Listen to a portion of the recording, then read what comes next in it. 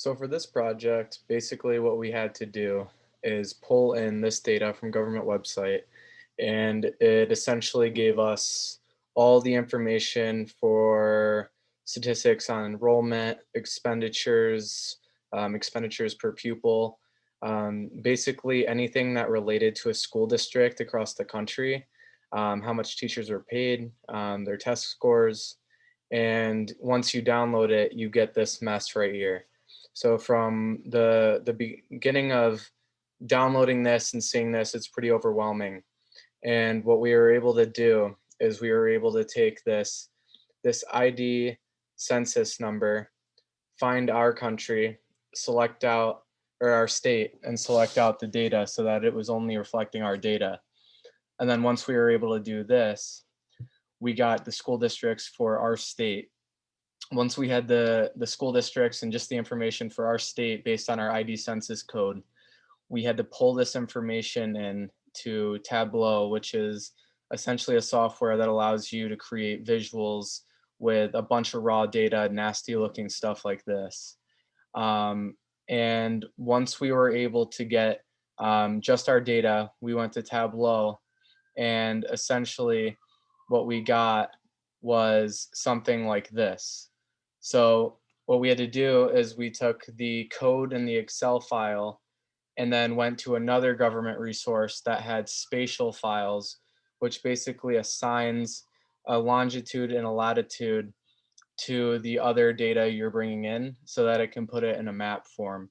So essentially what we end up doing is this was the enrollment data, and you can see that if you went back to this Excel spreadsheet, you would have no idea scrolling through all this which states had the highest population density in terms of enrollment. So by putting it in Tableau, we were able to create a nice graph like this that you can clearly see Elk Grove Unified School District has the most, the highest number of students. You go down here, even higher. The darker it goes, the higher the density. Um, and there were all different ways. And I made a bubble chart. So instead of looking at an Excel spreadsheet, if you wanted to look at the highest population of students, you would obviously click on the biggest circle. So you can make it really dumb down very complicated and complex data with a bunch of different codes into something that's very nice and easy on the eye. And essentially what we did is we took each category and we were able to do the same thing and basically pair it with a spatial file and make the data match up together so that it would form a map. So this was total revenue from federal sources. So you'd be able to see that these places are getting the most revenue from federal sources. So they're getting the most um, aid from federal sources down here, and then the lightest areas would be receiving the least amount. And it's basically, as you're going to see, the the places with the lowest enrollment are probably going to get less funding. This was expenditures, so how much they're spending. They're obviously going to spend more if they're taking in more. They have to pay for more things for more students. So the trends, when you take them from Excel and then you put them on a map, they tend to just really they're a lot more obvious, and it makes research, whatever field you may be in, a lot easier. You don't have to sort through and filter through an Excel spreadsheet. You just download it.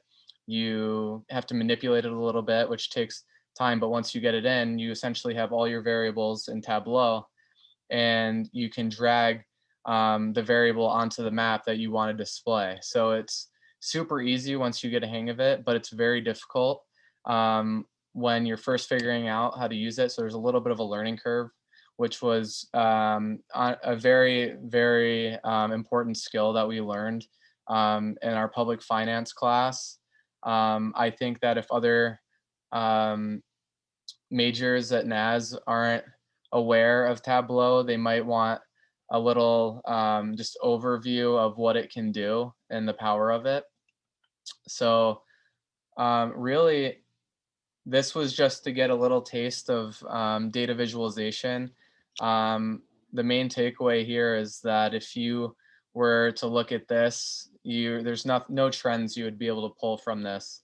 It's a bunch of jumbled numbers all over the place. Um, Essentially, if you're able to put data into a visual form, more people are able to kind of get value out of it. And you don't need to be super, I would say, educated in the topic that you're trying to display, just because you're making it that much easier for people to understand. So I thought this was a great project. There's so many things you can do in Excel. You can make simple line graphs in here, but like I said, Tableau has just made it so much easier to put things on maps and display things in visual form that wasn't possible before.